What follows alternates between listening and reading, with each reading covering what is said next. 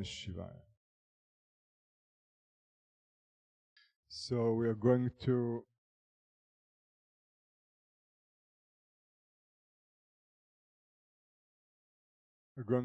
have some teachings on the topic of the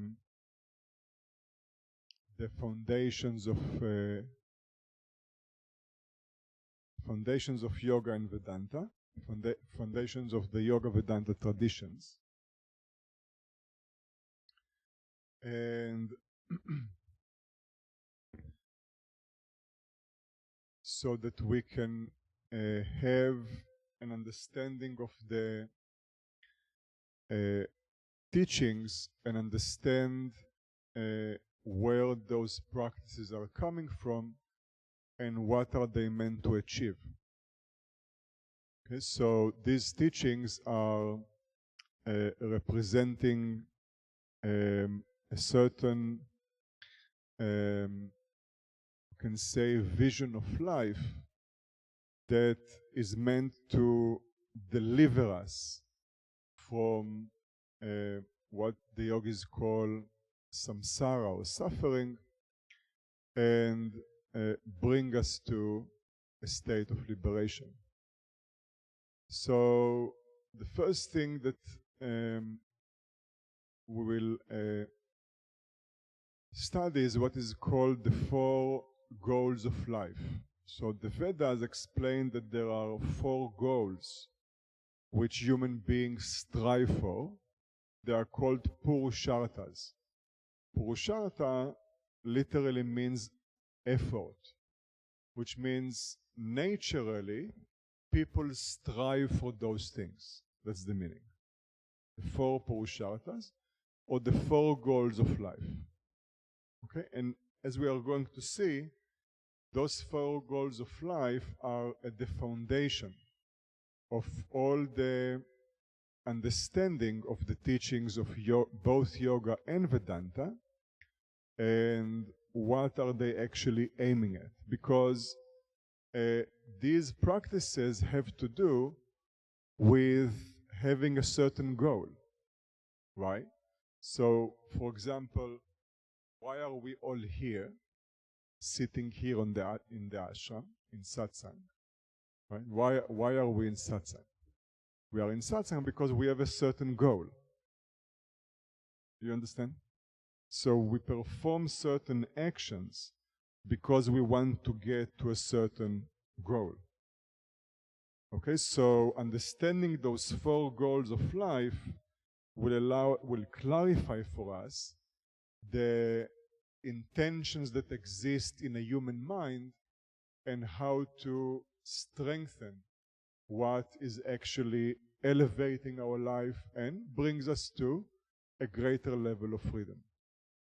So the 4 goals of life that the Vedas define that humans are naturally striving for are called artha.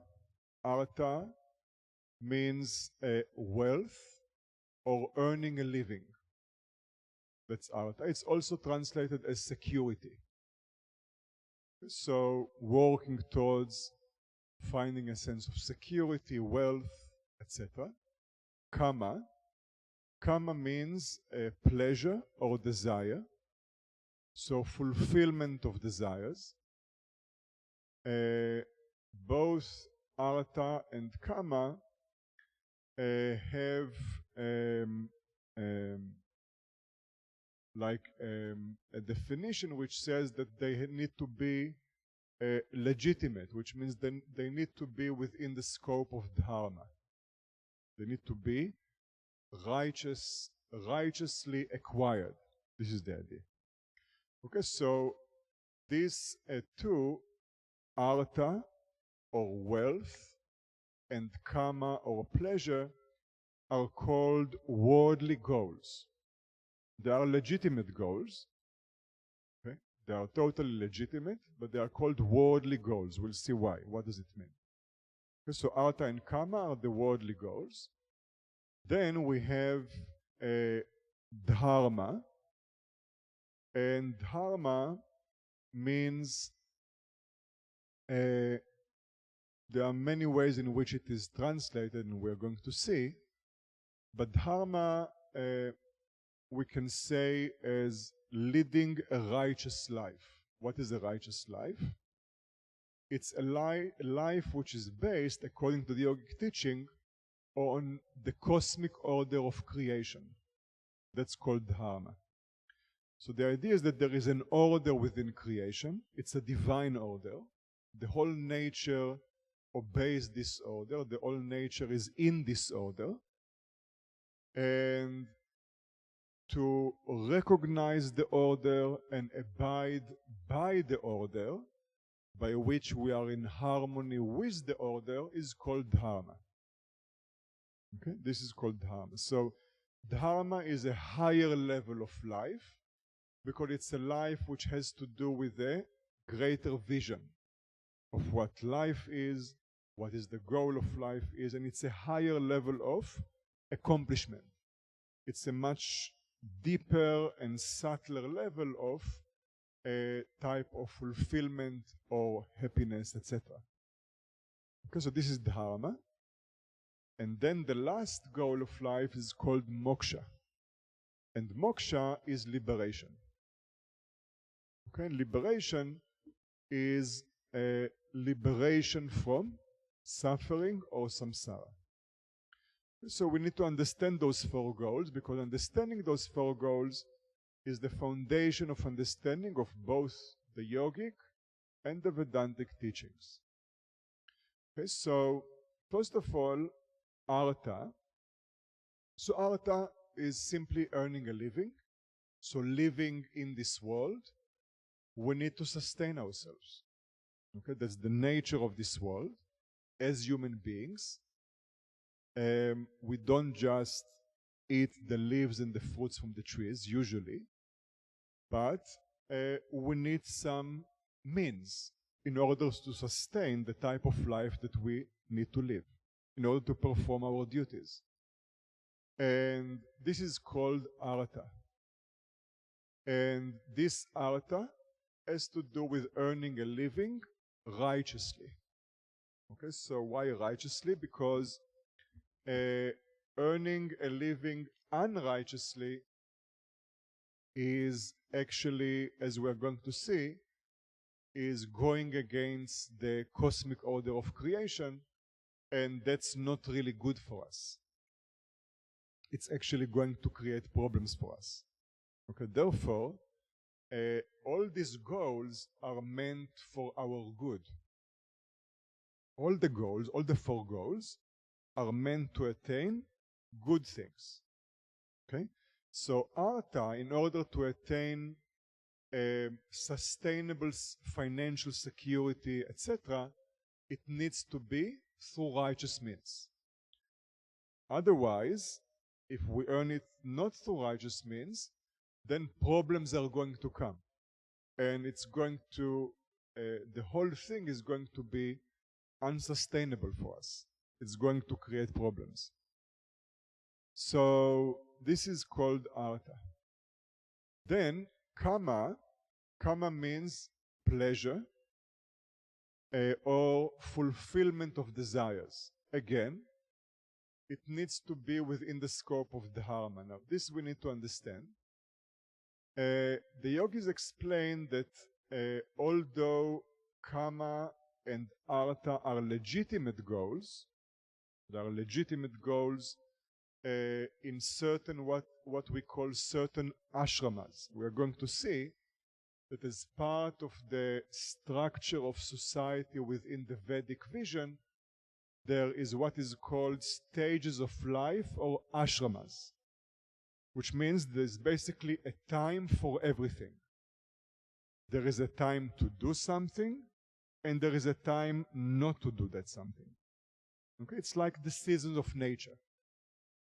Okay, so there are seasons within life, so to say. These are called the four ashramas, four stages of life, and they are related to the four purusharthas.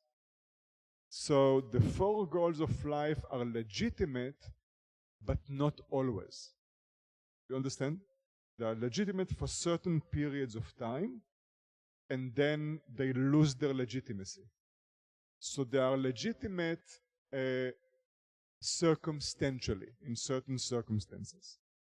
But all of them are legitimate.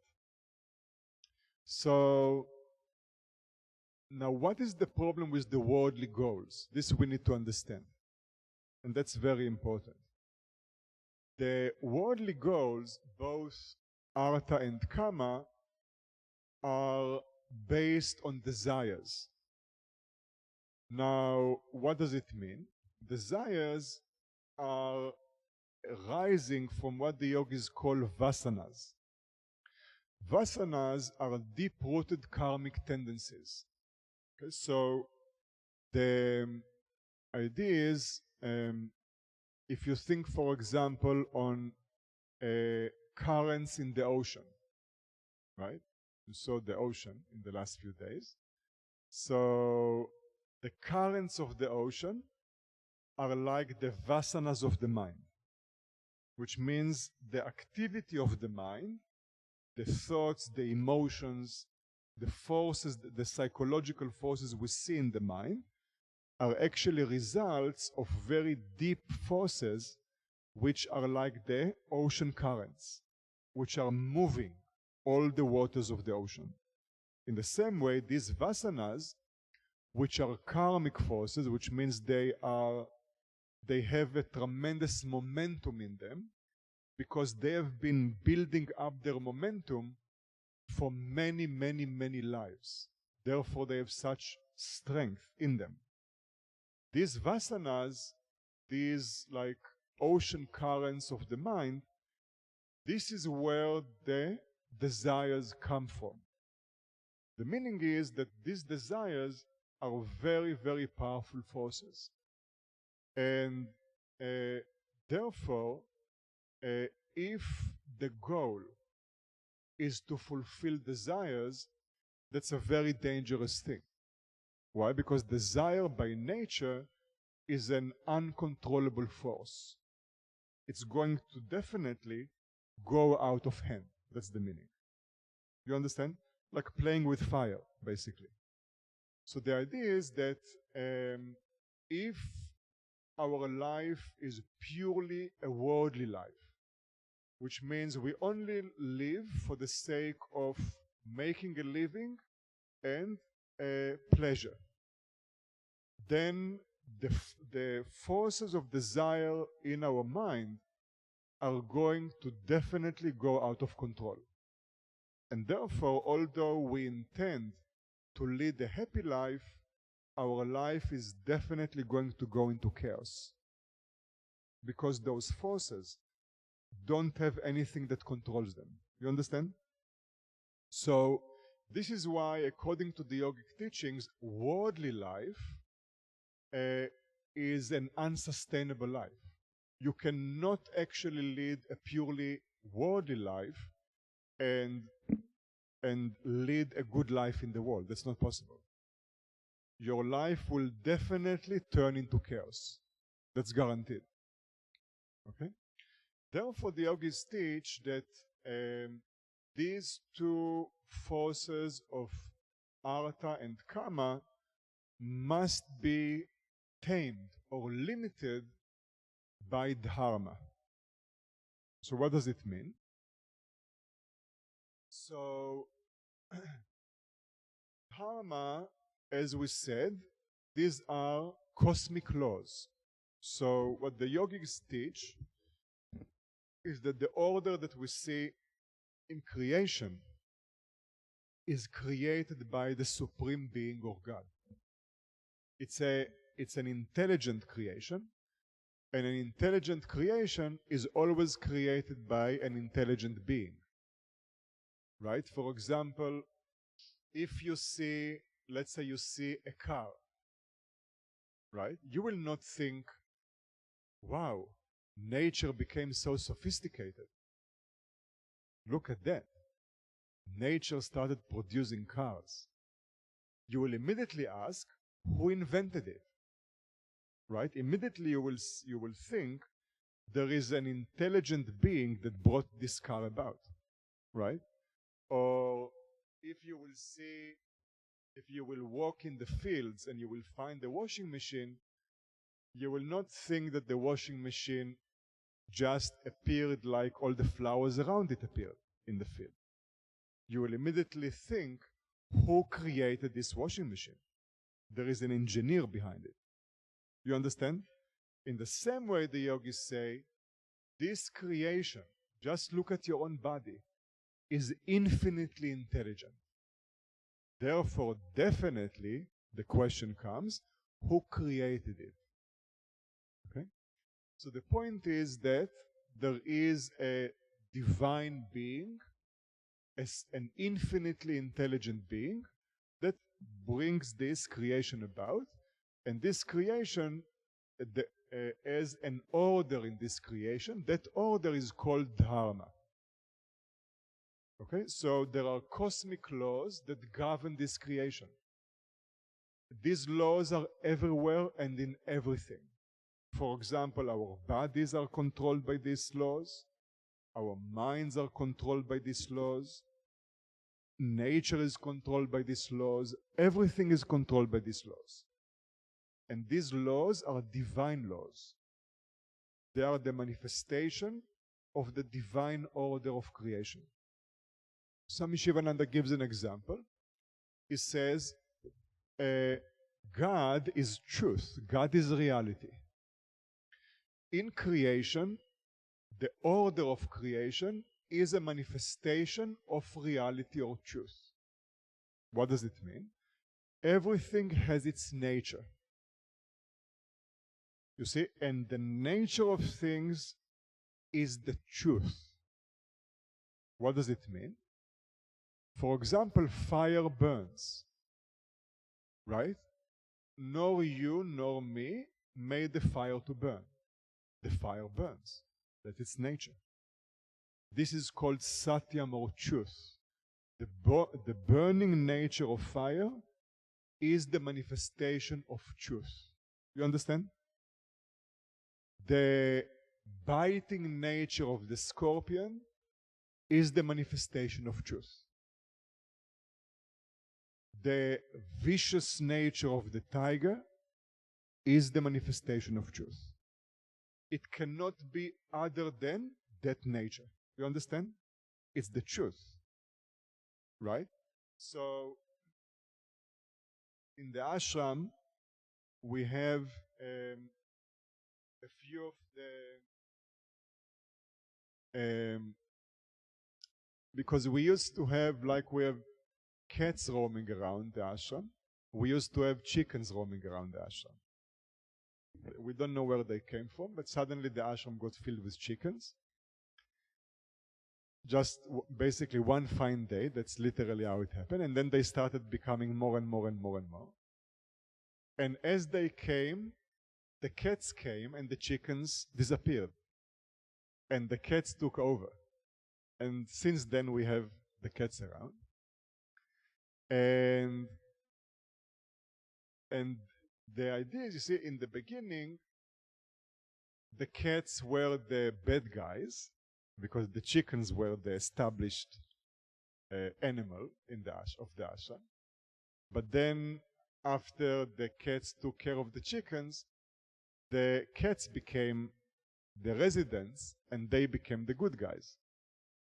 But then there was a problem, because the cats are very cute, but every now and then you see them walking around with a dead bird, or so it's not so cute. So some of the staff tried to indoctrinate the cats to become vegetarian. But naturally, they failed miserably.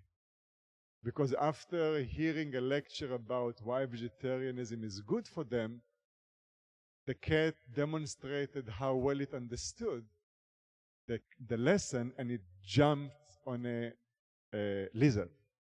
You see? So this is called truth. You understand? The cat is in the truth in which God created it. It cannot move from it. That's called truth. That's the order of creation. So, Swami Sivananda says, dharma means to recognize the order and to abide by the order after you recognize it. What does it mean? Fire burns. You should recognize that fire burns. What is to abide by the order? Don't put your hand in the fire. Why? The fire will not excuse you for your ignorance. It will definitely burn your hand. Why? Truth. You understand? So, Sri Ramakrishna Paramahamsa said it very beautifully that everything is God, but do not hug tigers. Okay? For the same reason. Because the tiger nature, which is God, is that if you hug it, it will kill you. So, the point is that creation abides in an order which is a divine order. Dharma means to recognize the order and to abide by the order. If we do not abide by the order, Swami Sivananda says, if you protect Dharma, Dharma will protect you. Now this is a great protection because then you are protected by truth. When you are protected by truth, you don't need the protection of anyone. You understand? Because the very truth protects you. But if we are not protecting Dharma, then the order itself will come against us. You understand? Not because we are punished, because we are violating the laws, that's all. We are putting our hand in the fire. And what happens, we get burned. But because this is a cosmic order, the burn will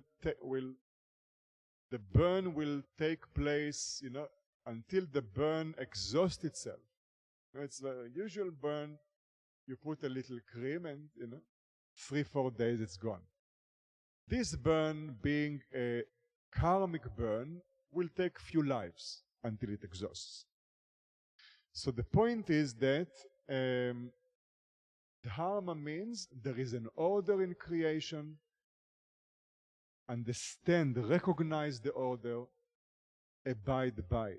By understanding and recognize the order, you will understand and recognize the one that made the order. You understand? So from understanding how creation works, we understand who is behind creation.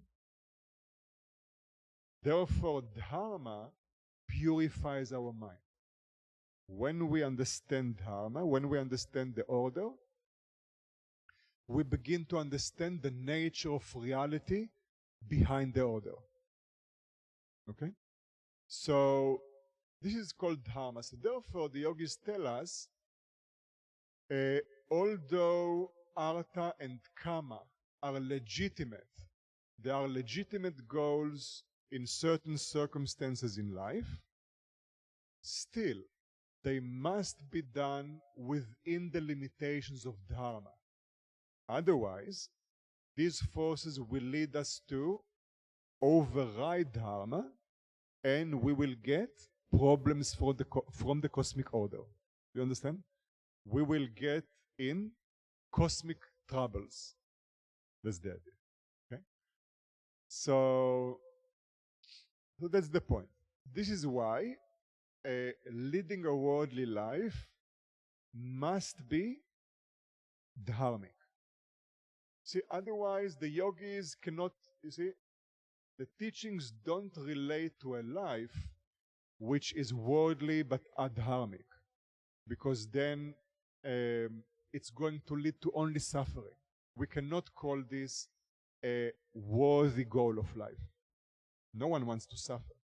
So therefore, Artha and Kama must be done within the scope of Dharma. Then, even leading a dharmic life, even leading a life of righteousness, a life of goodness, a life of purity, will still leave us in the experience of the pairs of opposites. What are the pairs of opposites? We will still be experiencing pleasure and pain in so many ways, in our body, in our mind, in relationships, in life, etc. We will still be experiencing gain and loss. We will still be experiencing honor and dishonor. We will still be experiencing health and disease, etc., etc., etc. Life and death, and so on. We will still be experiencing the pairs of opposites. Therefore, even if we abide by the order, we will not be free from bondage. Those pairs of opposites are going to generate pain in us. You understand? We are still going to be in a world of dualities in which nothing is stable, and you can never have only pleasure, success, or gain, etc. You will definitely have pain, failures, losses, etc. That's inevitable. That's actually part of prarabdha karma. It's part of our karma. Therefore, even if we are established in leading a pure life of goodness, we will still not be free from suffering. And we will aspire for a greater level of freedom. See, because when we lead a life of purity, much of the problems of leading an impure life will not be troubling us. We will have relatively a pure conscience. We will have relatively a pure mind. We will have, our life will be embedded in goodness and purity. Still, we are not going to be free. We are still going to experience the impact of the pairs of opposites and therefore suffering. And therefore the yogis say, after we purify our mind, you see, when we purify our mind, we realize, because, see, when our mind is impure, desires are very strong, and when desires are very strong, we have the sense that the objects of the world and the happiness we can get from the objects of the world is the real fulfillment. The more our mind becomes pure, the more we understand the order of creation, the more we understand the subtle levels of purity, and we realize that everything in this world is impermanent. There is nothing which you can hold on in this world which will give you real satisfaction. Before you are able to secure anything in this world, it's going to go away from you. It's going to change. Right? And even your life is ebbing away very, very quickly. Right? Therefore, we have life insurance. Right? Life insurance doesn't insure your life like it states to, right? But at least it ensures that when you're gone, someone gets some money, right? So life insurance is not life insurance, right? It means death is sure. At least let someone benefit from your death. That's the idea. So, right? But it's a very nice name, life insurance, right? This is the idea. So the point is that the more our mind is pure, the more we understand that everything is impermanent, and then we want to attain the changeless, limitless nature of who we are, beyond change, beyond limitations, beyond the pairs of opposites. We just want the peace of reality. We don't want anymore the excitement of the ups and downs of the world. We want to abide in who we are. This is called moksha. So this is a natural evolution of the aspiration of human beings. Human beings begin with running after the objects of the world, through artha and kama, but then they learn that they must bring dharma into the picture also. Otherwise, trying to make yourself happy, you will just turn your life into chaos. And once we understand dharma, we will definitely be pointed to the direction of moksha. Because we will see everything here is impermanent. So what are you running after? You see? So these are the 4 goals of life. And then we'll continue tomorrow.